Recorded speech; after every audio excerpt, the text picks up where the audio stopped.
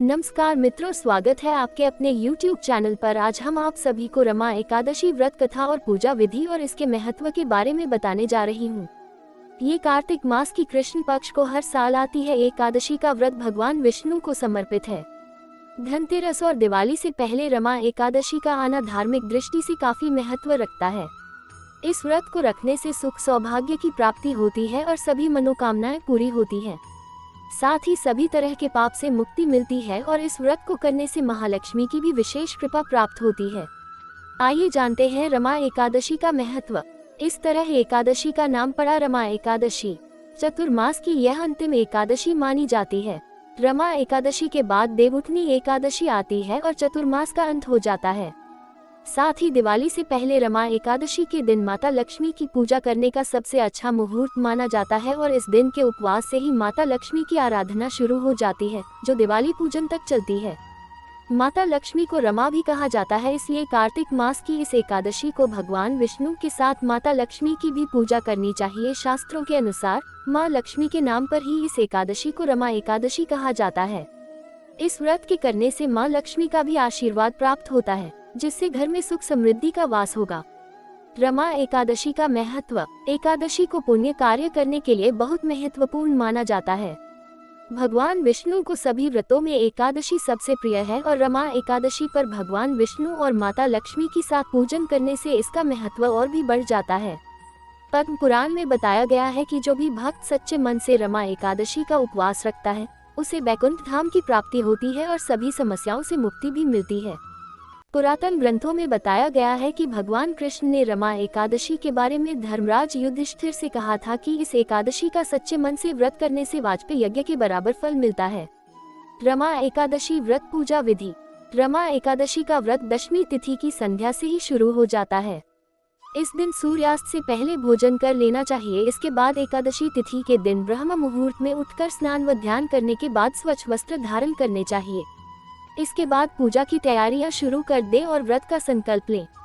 इसके बाद भगवान कृष्ण की मूर्ति या तस्वीर पर गंगाजल से छिड़काव करें और रोली व अक्षत से टीका करें। इसके बाद देसी घी का दीपक जलाएं और फूलों से मंदिर को सजाएं। रमा एकादशी पर भगवान कृष्ण की पूजा करने का विधान है, क्योंकि कृष्ण जी को माखन मिश्री अच्छी लगती है, इसलिए उनको भी यही भोग लगाएं।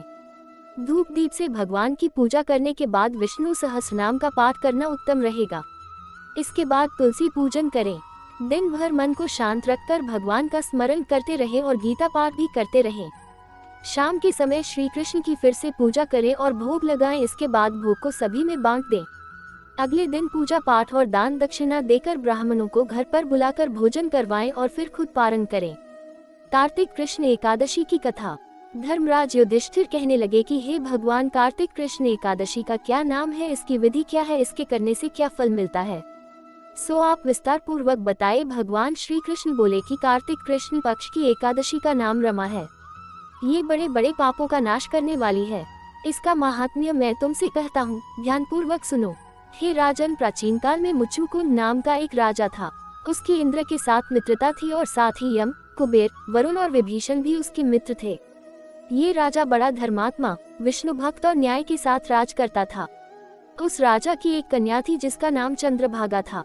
उस कन्या का विवाह चंद्रसेन के पुत्र शोभन के साथ हुआ था।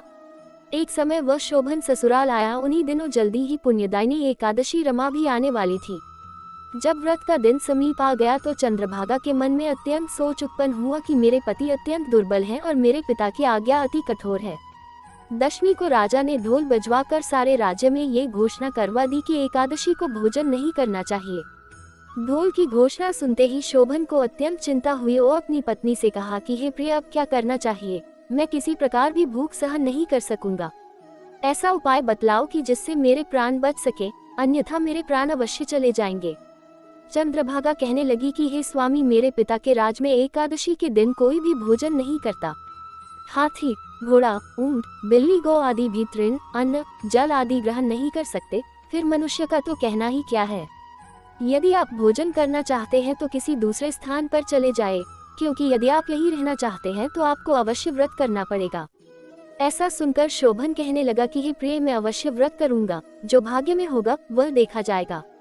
इस प्रकार से विचार कर शोभन ने व्रत रख लिया और वह भूख व प्यास से अत्यंत पीड़ित होने लगा। जब सूर्य नारायण अस्त हो गए और रात्रि को जागरण का समय आया, जो वैष्णवों को अत्यंत हर्ष देने वाला था, परंतु शोभन के लिए अत्यंत दुखदायी हुआ। प्रातः काल होते शोभन के प्राण निकल गए। तब राजा ने सुगंधित काष्ठ से उसका दाह संस्कार करवाया, परंतु चंद्रभागा ने अपने पिता की आज्ञा से अपने शरीर को दग्ध नहीं किया और शोभन की अंत्येष्टि क्रिया के बाद अपने पिता के घर में ही रहने लगी। रमा एकादशी के प्रभाव से शोभन को मंदराचल पर्वत पर धन धान्य से युक्त तथा शत्रुओं से रहित एक सुंदर देवपुर प्राप्त हुआ। वह अत्यंत सुंदर रत्न और वैदुर्यमणि जटित स्वर्ण के खंभों पर निर्मित अनेक प्रकार की स्फटिक मणियों से सुशोभित भवन में बहुमूल्य वस्त्राभूषणों तथा छत्र व चंवर से विभूषित गंधर्व और अप्सराओं से युक्त सिंहासन पर आरूढ़ ऐसा शोभायमान होता था मानो दूसरा इंद्र विराजमान हो। एक समय मुचुकुंद नगर में रहने वाले एक सोम शर्मा नामक ब्राह्मण तीर्थ यात्रा करता हुआ घूमता घूमता उधर जा निकला और उसने शोभन को पहचान कर कि यह तो राजा का जमाई शोभन है, उसके निकट गया। शोभन भी उसे पहचान कर अपने आसन से उठकर उसके पास आया और प्रणामादि करके कुशल प्रश्न किया। ब्राह्मण ने कहा कि राजा मुचुकुंद और आपकी पत्नी कुशल से हैं। नगर में भी सब प्रकार से कुशल है, परंतु हे राजन, हमें आश्चर्य हो रहा है। आप अपना वृतांत कहिए कि ऐसा सुंदर नगर जो न कभी देखा न सुना, आपको कैसे प्राप्त हुआ। तब शोभन बोला कि कार्तिक कृष्ण की रमा एकादशी का व्रत करने से मुझे यह नगर प्राप्त हुआ, परंतु यह स्थिर है। ये स्थिर हो जाए ऐसा उपाय कीजिए। ब्राह्मण कहने लगा कि हे राजन, ये स्थिर क्यों नहीं है और कैसे स्थिर हो सकता है, आप बताए, फिर मैं अवश्य में वह उपाय करूँगा। मेरी इस बात को आप मिथ्या न समझिए। शोभन ने कहा कि मैंने इस व्रत को श्रद्धा रहित होकर किया है, अतः ये सब कुछ अस्थिर है। यदि आप मुचुकुंद की कन्या चंद्रभागा को ये सब वृतांत कही तो ये स्थिर हो सकता है। ऐसा सुनकर उस श्रेष्ठ ब्राह्मण ने अपने नगर लौटकर चंद्रभागा से सब वृतांत कह सुनाया। ब्राह्मण के वचन सुनकर चंद्रभागा बड़ी प्रसन्नता से ब्राह्मण से कहने लगी कि हे ब्राह्मण, ये सब बातें आपने प्रत्यक्ष देखी है या स्वप्न की बातें कर रहे हैं। ब्राह्मण कहने लगा कि हे पुत्री, मैंने महावन में तुम्हारे पति को प्रत्यक्ष देखा है, साथ ही किसी से विजय न हो ऐसा देवताओं के नगर के समान उनका नगर भी देखा है। उन्होंने ये भी कहा कि यह स्थिर नहीं है, जिस प्रकार वह स्थिर रह सके सो उपाय करना चाहिए। चंद्रभागा कहने लगी, हे विप्र, तुम मुझे वहां ले चलो, मुझे पतिदेव के दर्शन की तीव्र लालसा है। मैं अपने किए हुए पुण्य से उस नगर को स्थिर बना दूंगी। आप ऐसा कार्य कीजिए जिससे उनका हमारा संयोग हो, क्योंकि वियोगी को मिला देना महान पुण्य है। सोम शर्मा ये बात सुनकर चंद्रभागा को लेकर मंदराचल पर्वत के समीप वामदेव ऋषि के आश्रम पर गया। वामदेव जी ने सारी बात सुनकर वेद मंत्रों के उच्चारण से चंद्रभागा का अभिषेक कर दिया। तब ऋषि के मंत्र के प्रभाव और एकादशी के व्रत से चंद्रभागा का शरीर दिव्य हो गया और वह दिव्य गति को प्राप्त हुई।